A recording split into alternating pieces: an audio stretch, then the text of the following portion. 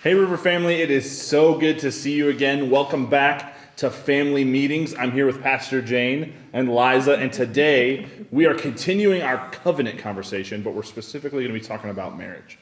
And I think that this is probably for most of us the second most important covenant in our life. I mean, we spent a lot of time over the past couple weeks talking about covenant in specific with our relationship with God, which should be the most important covenant to us.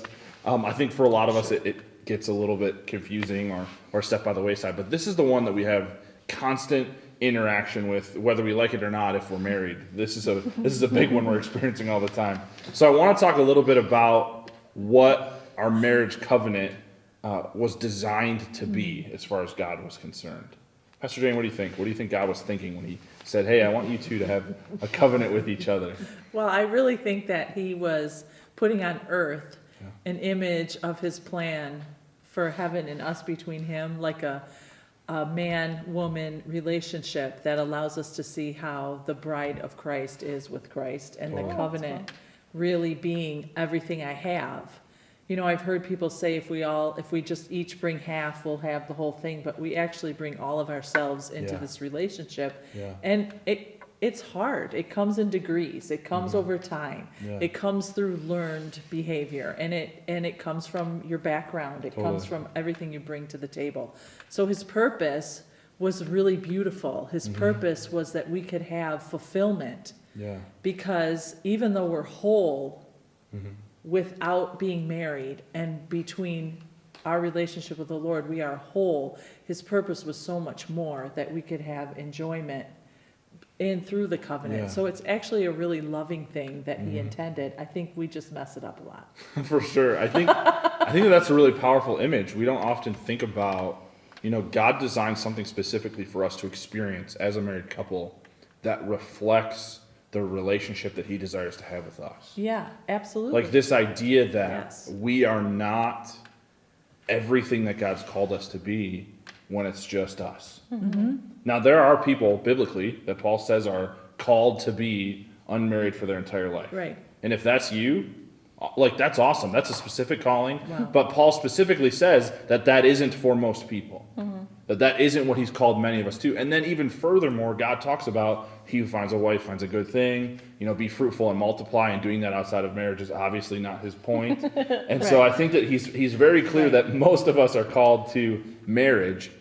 And to think that, wait a minute, I'm not enough by myself, and then applying that even again to God.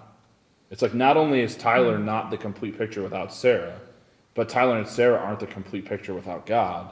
And these are all just micro demonstrations of His plan, of what He's called us to. Right. It's powerful, I think, for us to think about who we are. And I think it mirrors the Trinity, right? Yeah. Because Jesus is fully God, the Holy Spirit is fully God, the Father is fully God, but they choose to be in unity together. Yeah. And then my relationship with my husband isn't really a duo. Yeah. It's a trio. It's supposed to mirror what the Lord said and sees as perfect for Himself. Yeah, that's good. You know what is so powerful about that is we don't live in a society that ever talks about that. Yeah. It is so outside of everything we hear in music, in media, in movies, entertainment. No one talks about the fact that we are the best that we are is as a trio. Yeah. I mean, that is so powerful, Totally. Liza, to bring that up. And we think how much we leave Him out of the picture, and then we miss the beauty. It was His design. I mean, marriage is not government. Yeah. Marriage is not civil.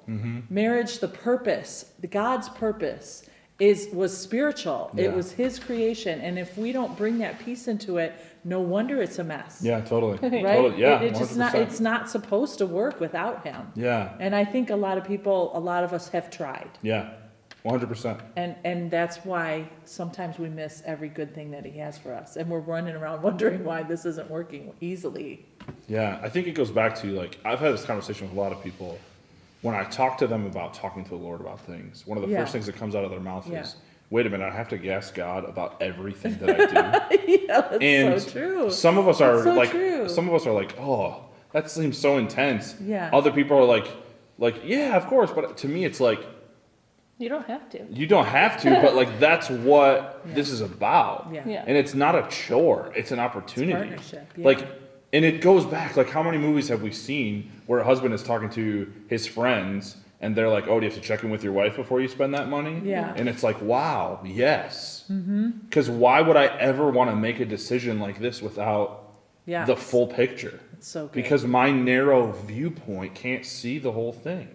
And so to realize, like, wait a minute, I'm not Tyler anymore, Right, right? I am the Osmond family, right. which includes God. And Yes. so when I make a decision, Sarah and God have said that Tyler makes decisions on behalf of us. And we back up those decisions, Right, which means that there's so much more weight on the decisions that I make, right? Because it's not about me anymore. It's about me and God and Audrey and Eloise. Like, it's about my family. Every decision that I make and every decision that Sarah makes from this point forward Yes. reflects what I wish and what God's plan is. And it's like, wow, that changes the way that we think about what's going forward. I mean, the first time I bought my house in 2012, I was a single guy. Did Right. not matter what anyone else thought, right? Sarah and I are refinancing our house, and we have to totally think about it in another way. Yes. Like, she has to sign pieces of paper that say that it's our house now, and it's not just Yes. mine. And it changes the whole way you think about the things that you own or who you are. That's so good. Everything has a different picture because we're not complete by ourselves. And it matters if you think that's positive or negative, Yeah. right? I Yeah. mean, seriously, that shift makes all the difference in the world. That it should be, I get to do this with someone, not self-preservation. Yeah. And I'm trying to grab everything for myself and hold on to it. But this is a shared experience. Yeah. And that is a big mind change for people. And I think like one thing that I have seen while at school and people who are married and how that affected them and was first like igniting love's first flame. So that's not actually their relationship with each other. Like my first love is the Lord. Yeah. And if this Yeah. sounds like prison, if covenant Totally. is like, wait, what? That Yeah. sounds like a lot, more than I signed up for. I Yeah. think like, and before even counseling, Right, it should be igniting your first love's flame Yeah. and just spending time with the Lord and ensuring, fortifying that covenant. Because if my relationship with Isaiah is supposed to be a reflection Yeah. of the Trinity and my relationship with the Lord, I can't first go with Isaiah to Totally. someone else, like a third party, and be like, help us fix this. Like, no, the Lord needs to fix me. The Lord needs to fix Isaiah. And then we come together. Totally. And so I think, like, if it feels heavy, there should be, or can be, right. a peace in knowing that the Lord is able to work everything out. Yeah, that's so good. I mean, Liza and Isaiah, and I think Mom would say this too, are one of the best representations that I've seen of Yeah. a totally. unit. Absolutely. I mean, like, to the Yeah. point where, like, my kids don't call them something separately. Like, and I know it's kind of I silly. never thought about that. And, I mean, it's kind of silly, and, like, there's a lot of reasons why Audrey calls them both Izza, but I think that there's something really powerful to me about this idea that they are just one thing. Yes. And she's talking about both of them when she's talking about one of them. And we used to make fun of Liza all the time that they were attached at the hip, like two different people, or two, like the same person, just whoever I was dealing with. And it's such a, I think, a powerful So good. picture to look at them and be like, wow, that's what we're called to. This idea that when someone's talking to me, they're not differentiating between which half of the team I'm talking to. They're just talking to the team. And when they address my family, there's not like a picking and choosing. It's just like, that's the Osmonds, and that's who we're talking to, no matter what we're dealing with. It's like, wow. I wish that. I wish that people thought that Tyler and Sarah were the same person. Like, Right, that's such a right. powerful It's a picture. great goal, isn't it? Yeah. Yeah. Yeah. So for me, like, you might be listening thinking, wow, okay, I have a long way to go before that's where I'm at, right? But you start back, like Liza said, with who is your first love. Yeah. Yeah. So that relationship with Jesus and buying into his purpose. If this Totally. is truly God's will was covenant, it's what Yeah. he initiated, he has a purpose for it, it's for our benefit, like you said, it's not a prison. If once we buy into that and say, yeah, I want that, then I start to build that with him, just me and him. And if you're Yes. already married, then you each have to come to that conclusion Yeah, to then do it for draw yourself. to it together, right? Totally. Yeah. Because 90% of it, we've said this my whole life, I can't ever change my spouse. No. Yeah. So the person that I am working with is me. So it's between me and the Lord. And as I change, it changes the whole dynamic. Totally. So even if you're listening to this and your spouse isn't listening, you can begin by working on your relationship with the Lord, because it will change the dynamic in your own And house. whether they are like super spiritually minded or not, Right. Yeah. like you are attracted to the God in someone else. Yeah, totally. It's just who you are. Yeah. Even Yeah. if you've never encountered God a day in your You life, might not even know it, yeah. there is something about you that just stands out, that is passion, that is Yeah. exciting, like that is who God is inside of you. Yeah, And people are attracted to that. And so if you are kind of starting this on your own, as you do, your spouse will want to know. They will pursue you. They will Yeah. be like, "Hey, what are you doing different?" yes. And Yeah. that is a beautiful thing, and then you can invite them on it. So don't feel like it has to be like, "Okay, we're going to do this," and you go separately and it feels like pressure or whatever. Like Yeah. it gets to be fun. God is so fun. And as you figure that out, you become lighter. You see things with pressure off. Your Right. relationship becomes easy, not because it's actually easy or you don't argue or whatever, but because you know that God is so much bigger. Yes. And that trust creates like the beauty. Yeah. And that's where people fall in love. Yeah, Like, totally. It sounds like a fairy tale and maybe dumb, but that is true. Yeah, that Yeah. was the whole point, right? Yeah. That's so what he good to intended. think about. I am attracted to the God in my Yeah. spouse is powerful. I mean, no one is like, man, I love how hateful my spouse is.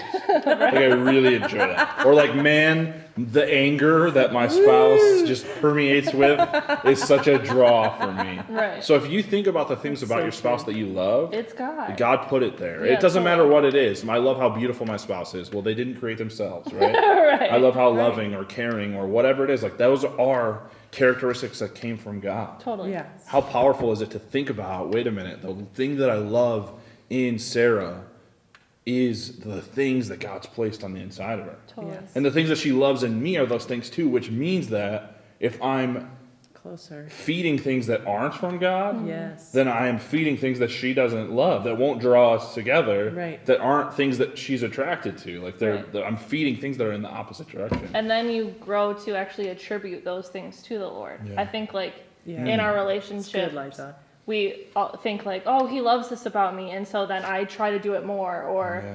whatever, emphasize it. But if it's like we are actually aware that the Lord put this together, He made me this way, He made you this way, that as I love that about you, I actually thank God for that part of you, and then I Yes. love God more. Yeah. Yeah. So it keeps the Trinity what it is. Instead of me idolizing a characteristic about you, I actually give glory to the Lord for That's being good. kind to me Yeah. to That's give good. that to you. You know what I I mean? also don't have to strive so hard, because Yes. if I stay close to the source, Yeah. I will automatically be that Totally. person Yeah. that is yes. attractive to my spouse, Yes. right? Yes. Which is huge, because Yes. just for my age, you start to wonder, am I still going to be attractive to my spouse? That's what happens. Yeah, totally. You're not 20 anymore. So how can I keep that happening in my life is by growing closer to the Lord, because He's what makes me attractive to Him. Yes. That's really powerful. Yeah, that's so good. I mean, I think about the song that I sang to Sarah when we got engaged, and it just pops in my head all the time. But one of the verses says, when you get older, your hair turns gray. Yes. And he says, I'm not in love with your hair, and if it all fell out, I'd love you anyways. Yes. Just this idea that, like, what I fell in love with, Yes. whether I know it or not, has nothing to do with the skin deep things about you that are Right. valuable. Totally. Such Even a though big God deal. created those Of things, course. Yep. the center of who you are is so much more than that. Yep. And then going back to maybe even taking it a step farther, love is a choice. And whether you like it or not, the reality is you can choose to love anyone or anything that you want to. Right. And it's not like a white knuckling thing. Right. It's turning your attention toward the things that God has placed on the inside of that thing or that person that causes a response on the inside of you. Right. It's focusing on the things of God that He placed in something, not a I'm gonna love you. You Yeah. like force my way through it, right? Like Yeah. it's so important that we realize that God didn't say, like, I want you to focus on that thing with everything that you have, and eventually you'll like it. No. No, he said, hey, I want you to think No. about the good things on the inside of that person that I Yes. placed there, Totally. and watch what I do to your heart when you do that. Totally. That's awesome. Watch what happens inside of you when you focus on the me in that person. Yep, yep. And I think like, oh, sorry. No, you go ahead. If you're super intentional, like if you were to pause any argument, Yeah. you actually can find like, wow, that's really beautiful about what you're trying to do in this moment. Yeah. Like even if I hate genuinely how you're saying it, the way you brought it up, Yeah. whatever it is, Yeah. if I can just step back and be like, okay, what are you actually trying to do? Because I believe that your intentions are pure. Yeah. I believe the best about you. And if I can do that for myself, then I can like calm the red dragon, you know what Yeah, I mean? Like, yeah. and actually get to a place of be like, okay, now I see where you're coming from. And I think that is huge. That's selfless. That is love Yes. to be able to see the person Yes. for their heart and what they're trying to do and rein in everything else because that's your person. That's so good. Yep. That's so good. And that's what covenant is. This is a choice that we made Yes. one day over a series of choices, right? Yeah. And said, this is my life choice, so I am going to invest into this covenant and not look for the loophole. Yeah. Because when I do that, then everybody wins. That's so good. That's so good. So you have an opportunity this week to make a choice to focus on the things about your better half Amen. that God placed on the inside of them.